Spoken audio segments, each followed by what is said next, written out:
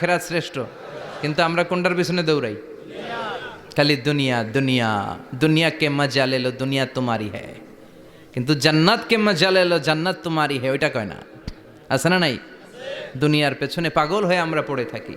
এই দুনিয়ার জীবনটা একটা মায়াজাল, এটা একটা মরিচিকা। এই মরিচিকা, এই ধোঁকা, এই লালসা আর এই মায়াজালের পেছনে আমরা ছুটছি। ছুটতে ছুটতে হুট করে একবার কবরের ভিতরে ঢুকতে হবে। কথা বলেন, তখন আমাদের টনক নড়বে। এজন্য দুনিয়া মুমিনদের জন্য শ্রেষ্ঠ আর স্থায়ী জায়গা নয়। মুমিনের আসল জায়গা হচ্ছে আখেরাত। মুমিনের শান্তি আর কল্যাণের জায়গা হচ্ছে আখেরাত। জান্নাত হচ্ছে মুমিনের শেষ ঠিকানা। চিৎকার করে বলেন ঠিক কিনা? সেটাই বিশ্বনবীরে বললেন, নবী কাফির মুশরিকদের কথা আপনি কান দিবেন না, ওদের কথায় হতাশ হবেন না, নিরাশ হবেন না, হাল ছাড়বেন না, ভরসা রাখবেন কার উপর?